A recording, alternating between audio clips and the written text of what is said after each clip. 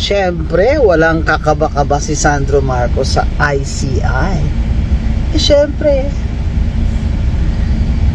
sino bang gumawa niyan? Hindi ba tatay niya? Oh. Sino bang pumili niyan na mga membro dyan? Di ba tatay niya rin? Ayaw pa i-livestream ang kanyang question and answer. Magandang araw po sa inyo mga banateras. Ako po si Banat Girl. Ito po mga banateras, panoorin natin ito at sabay-sabay po tayong mag-react sa comment section. Alright, panoorin na po natin ito mga banateras. Mag-comment po kayo sa comment section at huwag po ninyong kalimutan mag-subscribe, i-like at i-share ang ating video. I am not Filipino for nothing. Mahalin po natin ang Pilipinas. Ito na po. Saglit lang yon, pero ginagawa ng bridge. Pero bago tayo pumunta ron at habang inaabangan natin yon, eto muna tayo sa bridge na to. Napakaganda. Ang tindi nito. Malupit. Talong-talo talaga ang mga nandito sa Metro Manila. O, sige, tuloy. Coastal Bypass Road Project sa ilalim ng China Road and Bridge Corporation o CRBC. Ito ay magagamit. We will open the bridge on the 15th. Ay, sa 50 nila bubuksan. Hindi importante kung kailan nyo bubuksan. Ang tanong, kailan yan na-conceptualize? Sinong gumawa niyan? Oh, China. Merong bagong tandem. Si Bongbong at saka San China. December 15 gagawin na. Matatapos yung buong bypass by December 2027. So tuloy tapos na lahat ito all the way. Ang Ayun. So yun ang ibig niya sabihin. Gagawin na.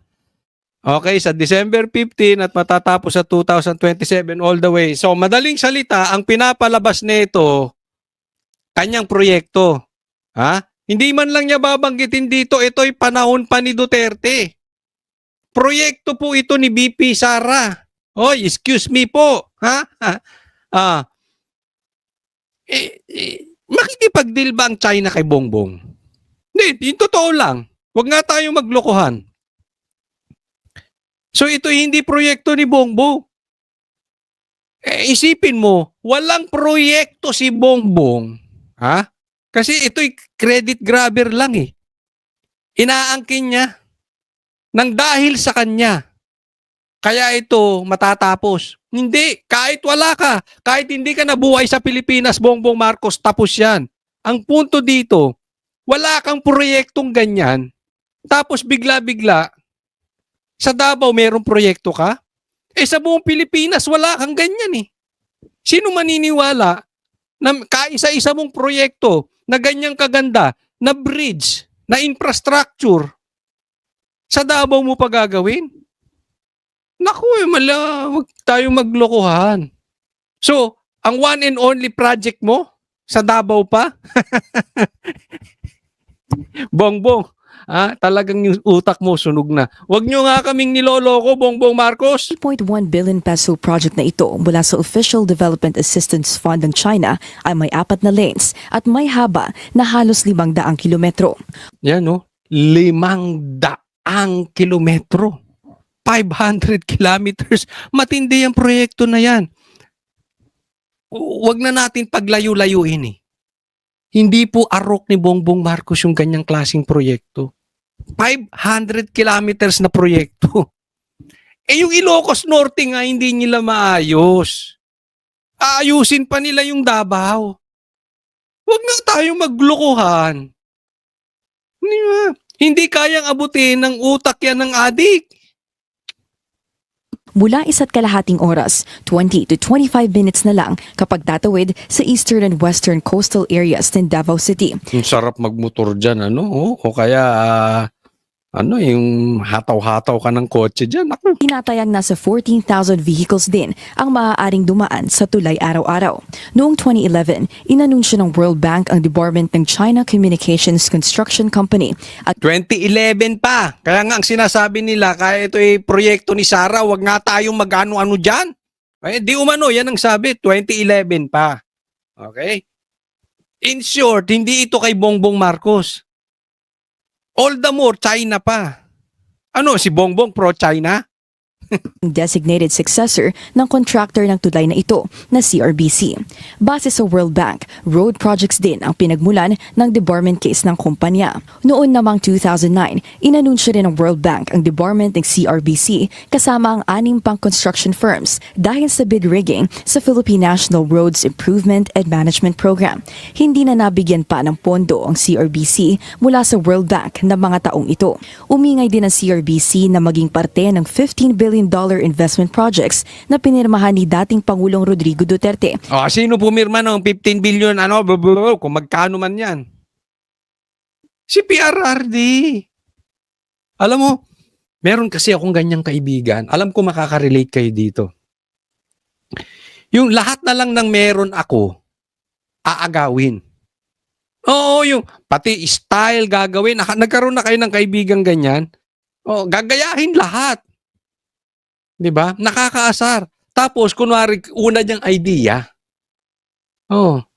Lahat kukuhanin. Sabi ko nga, kunin niyo lang lahat sa akin. Wag lang siya. Naging kanta. Joke lang po. Kasama ang China noong 2019. Kilalang baluarte ng mga Duterte ang Davao. Para sa agenda ay Yan. Itong ano dito, ito Bongbong Marcos, itong sabi nila, okay, pinayuhan to si Bongbong Marcos. Di ano. Umalis ka agad dyan sa Davao City. Bakit? Stricto po sa adik dyan. Madidisgrasya ka dyan. Muntik na nga daw to madisgrasya dito. Kasi baka mamaya, nagpag-iingat tayo kasi sa lahat ng syudad sa Pilipinas, sensitive ang Davao sa adik. Delikado ka dyan. Baka mamaya merong naiwan sa bulsa. Yung almusal mo. Baka naiiwan mo, Bongbong Marcos, yung almusal mo, yung sabi ng kapatid mo na si Amy, iba yung almusal mo. Baka may naiwan dyan. Ayari ka. Madidisgrasya ka dyan. Oo. Kaya mag-iingat ka ng punta-punta sa Davao. Delikado. Medyo yung damit mo, papalaban mo ng maayos. Ang masama nito, ito. Baka may nalaglag na buhok. Si Bongbong dyan. Maraming nag-aabang. Gustong-gustong kuhanin yung buhok nito si Bongbong Marcos. Kaya dapat, Bongbong, nagsombrero ka. Nagtingin-tingin ka ba sa paligid? Kung may nakita kang baka may sniper dyan. Mukha pa naman yung buhok mo, naglalagas na. Delikado. Baka mapa-hair follicle ka dyan. Wag. Of all places in the Philippines, wag mong lolokohin ang Davao patungkol sa drugs. Delikado ka dyan. Ito po, next topic po. Ito po, tingnan natin. Ito yung pagdating ni Bongbong Marcos dyan sa Davao. Sinalubong siya. Talagang nagkagulo yung tao. Sinalubong siya.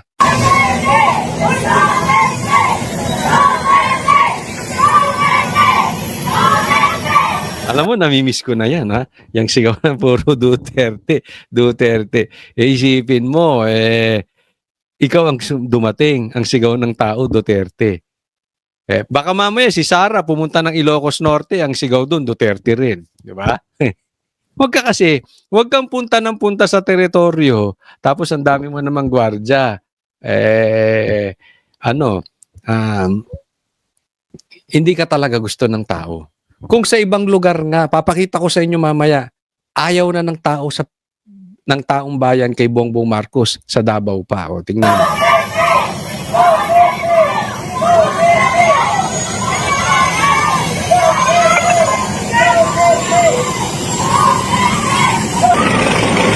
Ang sakit sa puso niya, no?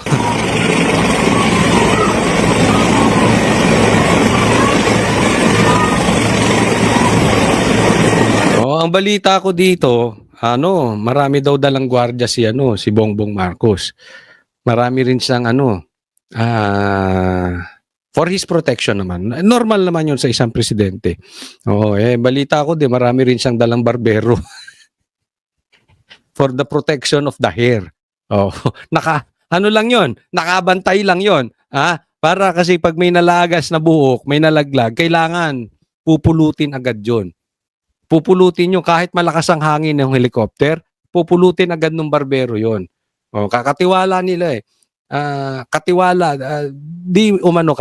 nila yung barbero ni Bongbong Marcos. Dahil sa lahat ng pinoproteksyonan ni Bongbong Marcos, more than proteksyonan niya yung asawa niya, mas pinoproteksyonan ni Bongbong Marcos yung buhok niya. Kasi delikado siya. Pag may isang balbas man lang nalagas, yari si Bongbong.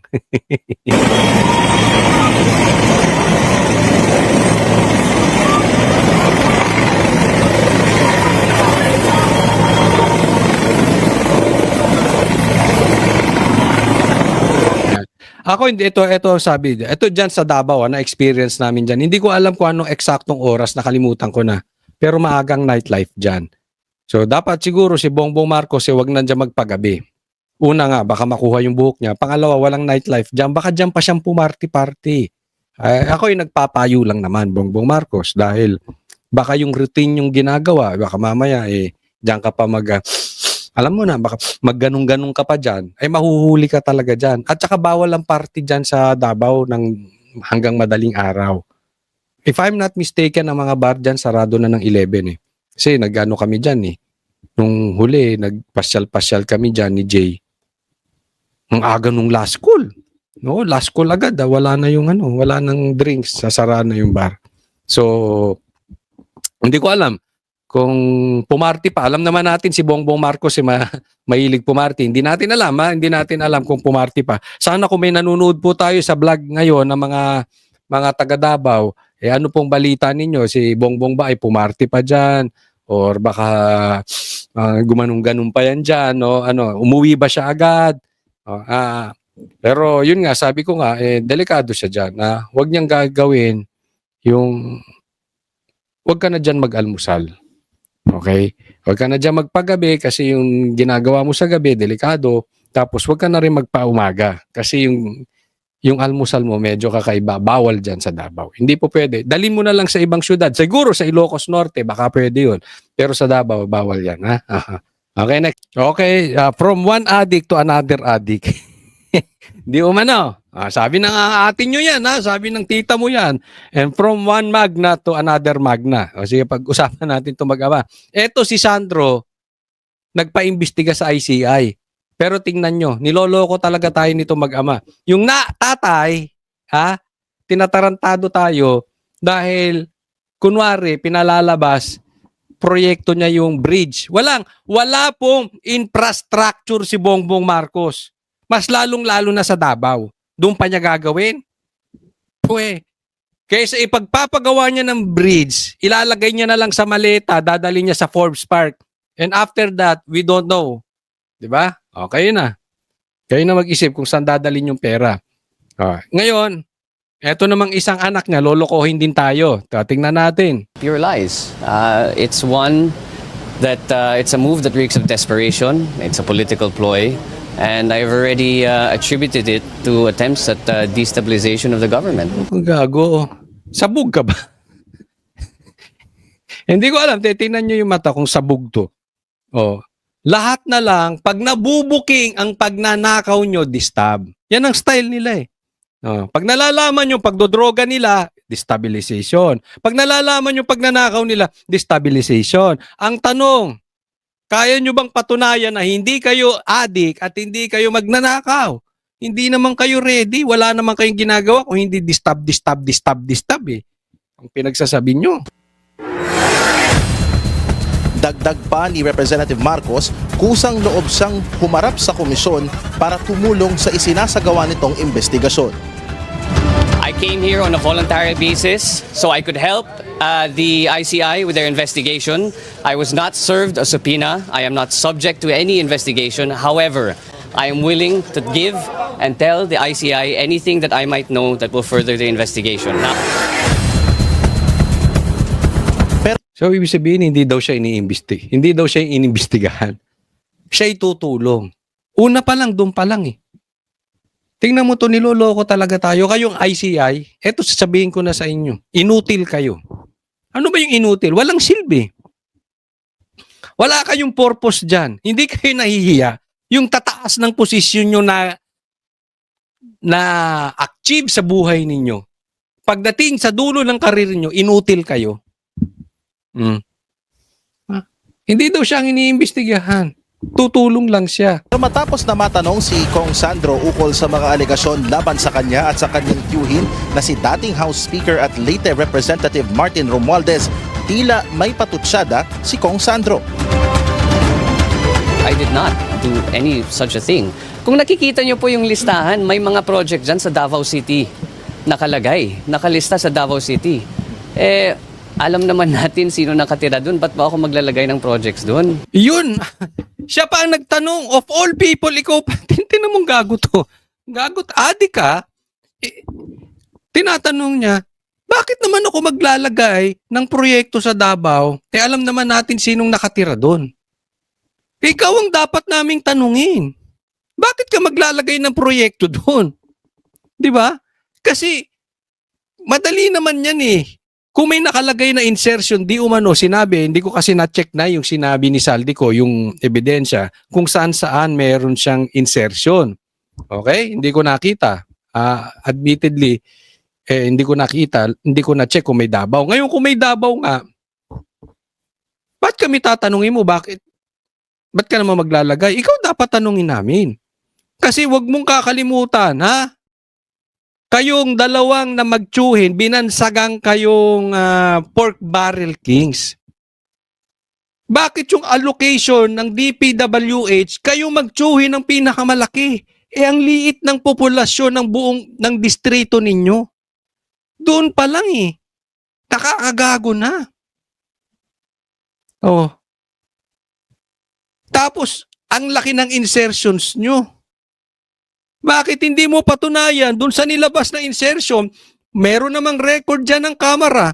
Bakit hindi nyo patunayan kung saan napunta yung proyekto na yun? Kesa i-deny nyo nang i-deny, ba't kayo nag-insert? Naka-record naman kung kaninong request yung insertion na yun eh. Oh, di ba? Talaga niloloko tayo na ito mga to.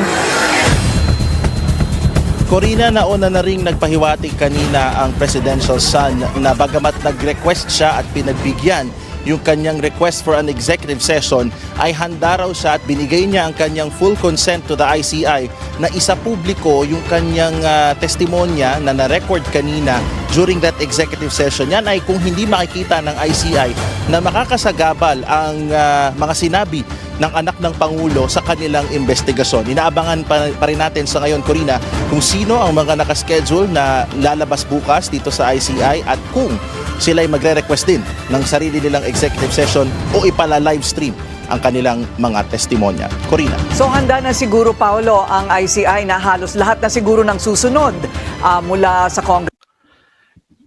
Ang itong sinabi, okay? Handa daw nagpa-imbestiga ito si Sandro sa ICI. Pero nag-request ng executive session. Okay? Mamaya i-discuss natin. Hihimayin natin isa-isa. Kahapon hanggang kay Presidential son Sandro Marcos today na ito ay hindi magiging live. So kumbaga hindi rin makukuha ng publiko yung kanilang hinihingi na transparency. Na para bang tila nag-aabang tayo dito, Corina, kung sino ang mga mambabatas o di kaya resource person na willing na magpa live stream ng kanilang mga testimonya dito, kasi inaantay din natin minsan on the day itself nalalaman na lamang kung papayagan ba yung kanilang request for an executive session o di kaya sila magsasa publiko ng kanilang testimonya, but just the same ay nakahanda naman yung body ng ICI maging kaming mga nagko-cover dito o ukol sa mga posibleng mangyari. Si Corina. Congressman Roman Romulo ay mayroong sinabing dahilan kung bakit siya humihingi ng executive session. Dahil daw baka ang kanyang mga isisiwalat ay magiging banta sa kanyang buhay. Si Presidential son Sandro Marcos naman ay meron bang binigay na dahilan? Wala naman siyang ibinibigay so far na dahilan at hindi rin natin natanong kanina kung ano ba yung kanyang reason bakit initially he wanted to have an executive session. Pag-usapan natin. Nagpunta dyan si ng kusang loob. according to Sandro, tingnan nyo kung paano drama tong ginagawa nila. So sabi niya, executive session tayo. Siya nag-request. Okay? Ito namang ICI, tanga rin. Tinanggap. Di ba? Okay. Tapos, sasabihin nila, pagkatapos ng executive session, yung executive session sila lang mag-uusap. So, hindi live. Supposedly live yan eh. Ngayon, pagkatapos ng investigasyon, bigla mong sasabihin, kung hindi ito makakasagabal sa pag-iimbestiga ng ICI, pwede nyong sabihin kung ano na pag-usapan natin sa executive session. Tingnan mo tong plastic na ito. Mana dun sa tatay niya. Yung tatay niya, credit grabber doon sa bridge. Ito naman, ang pinapalabas niya, matino siya. Nagmamagandang loob pa siya. O okay lang. Ilabas ninyo kung ano na pag-usapan sa executive session. Tanga. Puro mga tuta ng ama mo yan eh. Nag-executive kayo, kunwari inimbestigahan ka, tapos maglalabas na lang sila kung ano na pag-usapan sa executive session. So ano mangyayari doon? Malinis ka. Di ba? Hindi panluloko yun. Bakit in the first place, hindi na lang inilive? Yan ang problema dito sa ICI na ito. Executive session pa kayo. Kaya walang naniniwala sa inyo, mga inutil kayo sa ICI. Inutil kayo. Tanggapin nyo yun. Yun ang katotohanan. Magpapa-executive session tapos kunwari gusto mo ilabas at publiko yun na pag-usapan. Tingnan mong loko-loko to. Talagang, itong mag-ama, talagang niloloko tayo mga Pilipino. Ganyan po kababa ang tingin nila sa atin. Pustahan tayo. Bakit hindi ka magpa-imbestiga sa Blue Ribbon?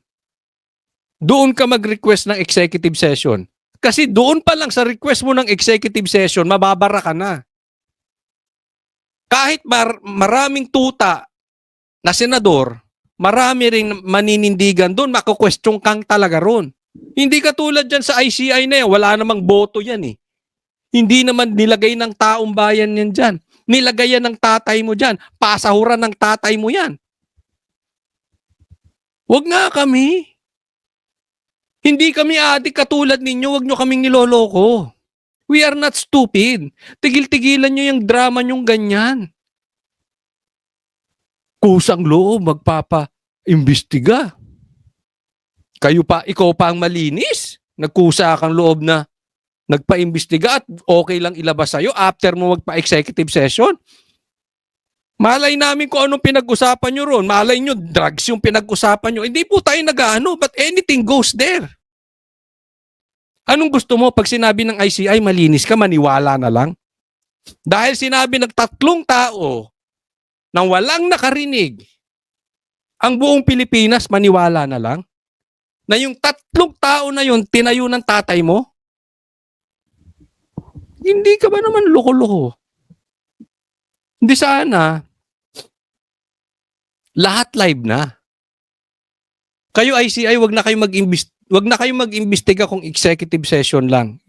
Tapusin nyo na, alisin nyo na yan. Pero ang nakakagulat doon ay tila after nung request nga niya for an executive session ay tila biglang naging willing siya. Kumbaga nag-ibang ihip ng hangin at sinabi niya bigla na sige, kung walang hindi naman ma-jeopardize ang investigation ng ICI, edi go, ipalabas natin sa publiko ang aking naging testimonya. So that's a little bit of something na inaalam din natin, and we will probably ask from the ICI officers here kung bakit nga ba nauwi sa ganun na for initially executive and then biglang willing. Sino ultimo bilyonaryo, Duda? Duda sa kagaguhan nitong adik na to. Bakit biglang nagbago ang ihip ng hangin? Gusto ilabas kung ano na imbestigahan sa kanya. Pagkatapos na sila lang nag-uusap, hindi sinali publiko. Ay, nako kayo. Huwag nyo kaming pinagloloko dahil sa totoo lang, adik lang maniniwala sa inyo. Ewan. Teka muna, ano na nangyari dito sa aking Sige, tuloy tayo. Next po. Ito po, tingnan natin, ha?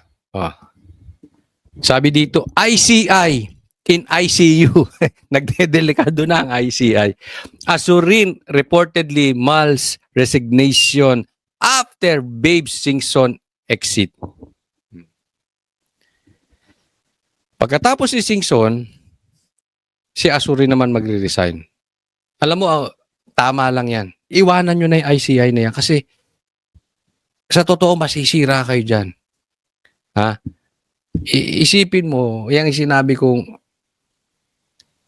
after nyo, sa dulo ng inyong career, ang tatapos sa career ninyo, ang maaalala ng tao, ikaw ay naging member o isa ka sa nag-imbestiga sa ICI. Basang-basa. Sirang-sira po ang imahe ng ICI. Wala pong naniniwala dyan. Even yung mga pinklawan, hindi sila naniniwala dyan. Kunwari lang naniniwala sila. Kasi nga, ikinakain nila yung tayo ni Bongbong Marcos. Di ba? Para na lang hindi sumama sa publiko at makalaban nila ang Duterte. Pero wala talagang naniniwala dyan. Tapusin nyo na yung ICI na yan kasi pag nag-resign ka dyan, nag-resign na rin si Azurin, wala na maiiwan. Makapal na lang talaga ang mukha ng tatanggap. Kung sino mang tatanggap na papalit sa inyo. Dahil talagang yan po ay panloloko sa taong bayan. Yang ICI ay insulto sa taong bayan. Magpapagamit ba kayo sa magnanakaw? Ako kung nagpapagamit tayo sa magnanakaw, mas masahol pa tayo sa magnanakaw. Wag po tayong paggamit. Ha? Kung wala naman talagang silbi ang ICI, tapusin nyo na. Pwede namang imbestigahan yan sa Blue Ribbon. Hayaan na lang natin yung binoto ng taong bayan. Hayaan na lang natin yung nasa konstitusyon, yung nasa batas. Yun na lang. Diba? Imbestigahan ng Senado, imbestigahan ng House. Anyway, you on live Diba? So, ma-inform ang taong bayan. Huwag kayong magpagamit sa misinformation na planong gawin ng administrasyong ito. So, salute sa'yo. Kung ikaw ay magre-resign. Pero huwag mo nang pagtagalin.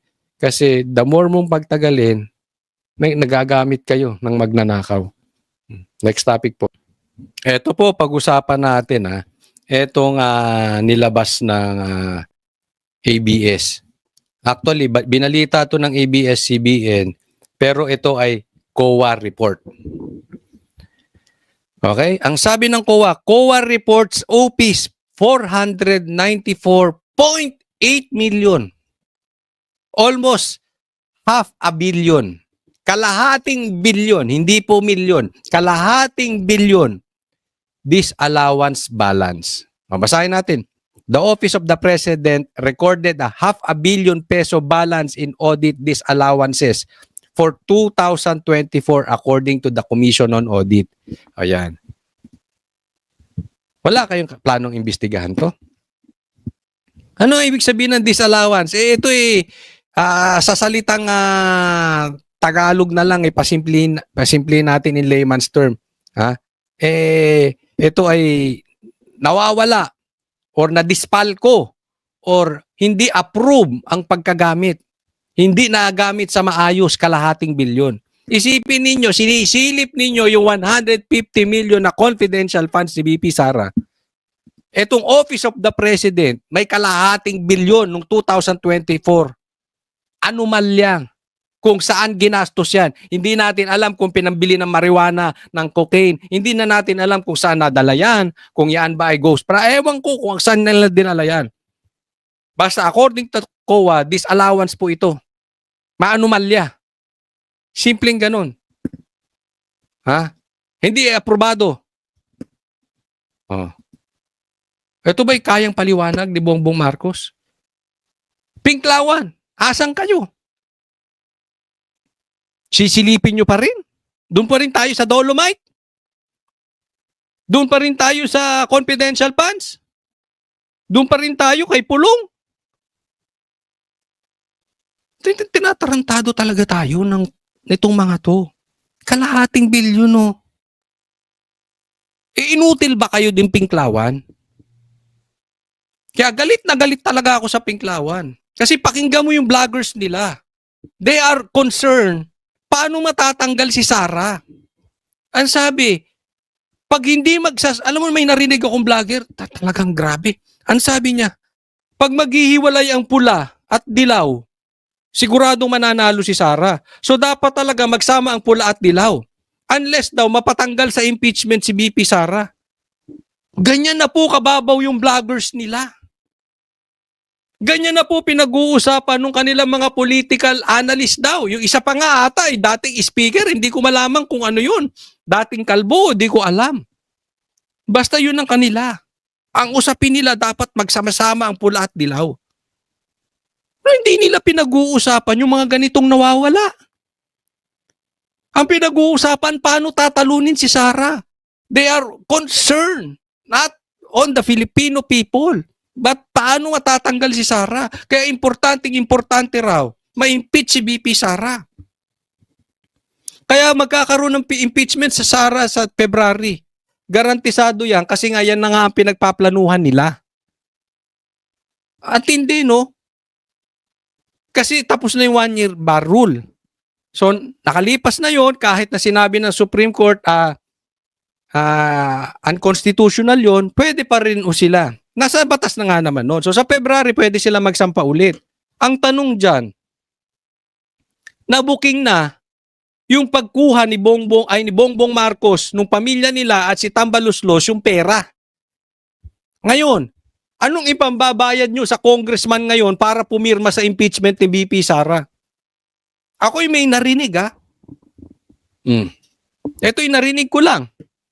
Kayo ang humusga kung totoo to. Pero papatunayan ko sa inyo mangyayari to. Dahil lahat ng sinabi ko nangyayari. This is from a reliable person. Marami na daw gustong bumitaw kay Tambi. Inaantay na lang kung tatanggapin sila sa kampo ni Sara. Yun na lang. Hindi natin alam, paplanuhin nilang matuloy yung impeachment, pero baka hindi magsipirma. Lalo't wala ng budget eh. 'Di ba? Si Chanco mismo sinabi lahat ng nagpirma diyan may budget. Saan kukuha ngayon si Tamba na booking? 'Di ba? Yan po ang pinupunto natin. Anong pag-uusapan natin hanggang February? Paano sasampahan ng impeachment? Ha? Mga Pinklawan, yan na pag-uusapan natin. Hindi itong nawawalang kalahating bilyon. Yan ang papuputukin nyo sa media? Animal kayo? Yung mga vlogger nila? Tactical alliance. Tawag pa kayong tactical alliance. In Tagalog, kain puwet. Ay kain tae. Wala